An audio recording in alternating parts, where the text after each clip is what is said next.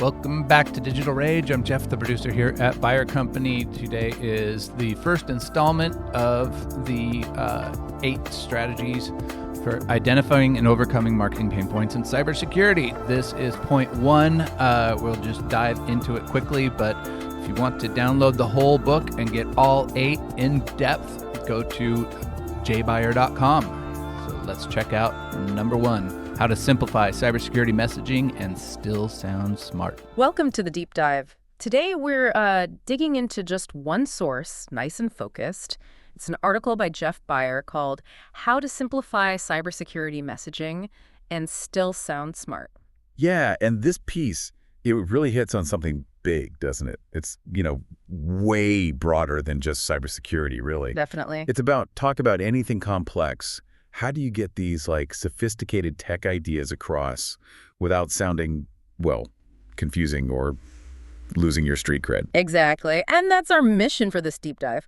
Pull out the really practical bits, the strategies from the article that you can, grab and use right away to make your own messages clearer. Especially with technical topics. Right, because clarity, it's kind of a superpower, isn't it? It doesn't matter if you're in marketing or sales or maybe just trying to explain a new system at work or even just get your own head around something complicated. It's the bridge. It is. It bridges what you know and what your audience actually understands. Okay, let's jump in then. The article starts by setting the scene. It talks about the basic problem.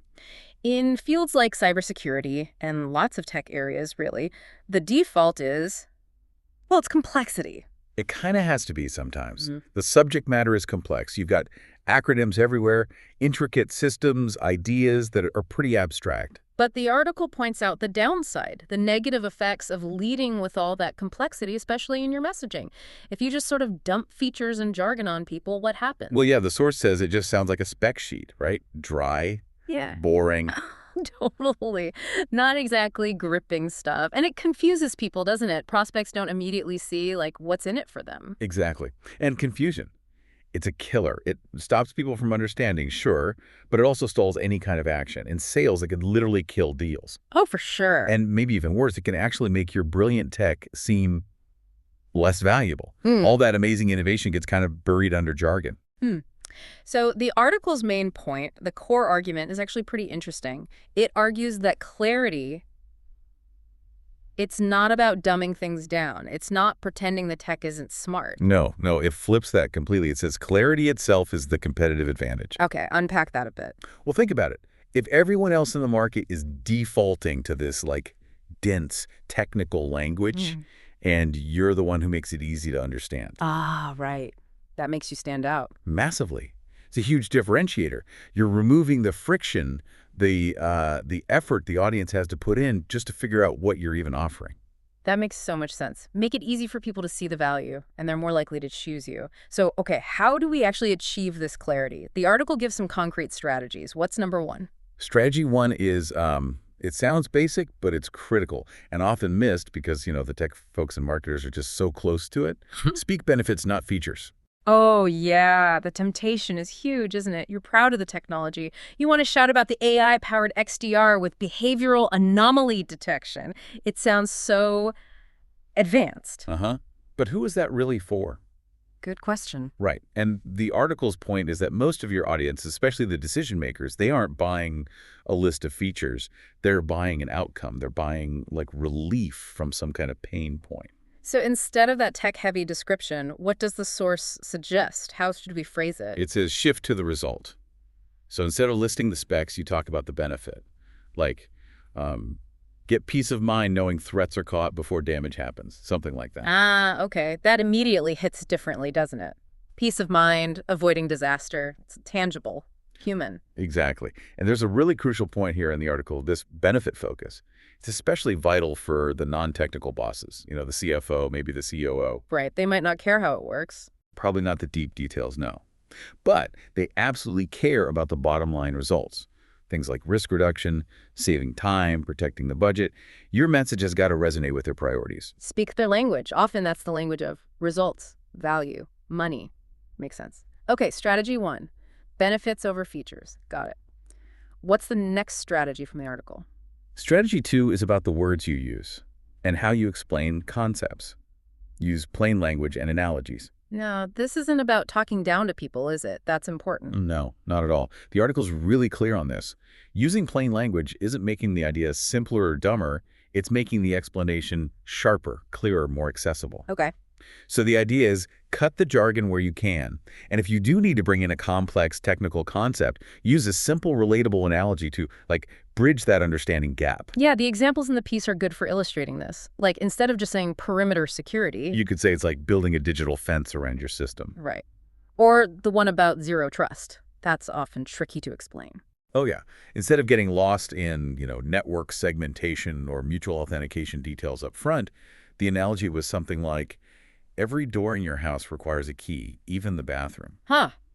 That image sticks. It makes that abstract idea, constant verification, really concrete and memorable. It works, right? And the article gives a really simple test for this strategy, which I love. It's basically, would your target audience understand this without needing to pause and Google terms or acronyms? Ah, that's a great filter. If the answer is no, you probably need simpler words or a better analogy. Okay, good practical advice. So we've got benefits, plain language, analogies. What's the third main strategy the article lays out? The third one is about managing different needs. It's very practical. Layer your content by audience. Because, let's face it, not everyone needs the same fire hose of technical detail. A CISO thinking about risk is looking for different info than, say, a DevSecOps engineer who needs API docs. Yeah. Exactly right. So the article says, don't try to make every single piece of content serve everybody. Keep your high-level stuff, your homepage, your main brochures or one-pagers, keep those focused squarely on the benefits and the core value. What's the problem you solve? What's the big outcome? Simple and clear at the top. And then for the techies, the ones who actually do want the nitty-gritty, the architecture diagrams, the performance benchmarks. That's where you provide the deep dives. That's your white papers, your detailed guides, technical FAQs, maybe specific demo scripts that go into the weeds. That's where you cover the how, the integrations, the specs. So the trick is making it easy for each group to find their level of detail without getting bogged down in stuff that's too basic for them or totally overwhelmed by stuff that's too technical. Yes, and the source suggests being really obvious about it. Use clear labels. Call something an executive summary or a technical deep dive, or maybe a compliance checklist, developer guide. Like signposts? Exactly. Guiding the right people to the right layer of information. That respects their time, and it means your sophisticated message doesn't get lost just because it landed at the wrong altitude for that particular person. So if you pull back and look at the big picture, the overall principle here is that refining your message, aiming for clarity, aiming for the right audience. Yeah. It's not about watering down your product's sophistication. Not at all. Right. It's actually about enhancing its accessibility. It's making sure the true value comes through clearly because you've removed the mental effort needed for the audience to get it. Clarity as the competitive edge, especially where things are inherently complex, like tech and cybersecurity. That's a really powerful way to think about it. It totally shifts the focus, doesn't it? Instead of trying to impress people with how complex you are, you impress them by showing how well you understand their problem and can explain the solution in a way they easily grasp. Okay, so let's recap the key takeaways we pulled from this article. Number 1, focus on the benefits, the outcomes, not just the features. Number 2, use plain language. Cut the jargon where possible, and use really good, relatable analogies for the complex bits. And number 3, layer your information. Tailor the depth of detail for your specific audiences, from high-level overviews to deep technical dives. Now, this piece was focused on cybersecurity marketing, sure, but think about how these principles apply elsewhere.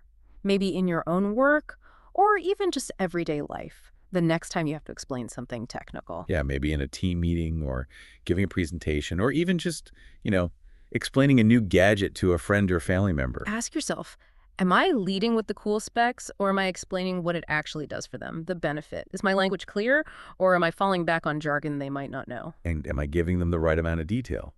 Not too much, not too little. And flip it around, too. Think about the last time you were completely lost listening to someone explain something technical. You know that feeling, right? Oh, yeah. The eyes glaze over. Exactly. How could that person have used these strategies, benefits, clarity, analogies, layering to help you understand? What difference would it have made? It's definitely something worth considering. Makes communication just work better for everyone. Definitely something to chew on. Reach out to us at jbuyer.com for comments and questions. Follow us at Buyer Company on social media, and if you'd be so kind, please rate and review us in your podcast app.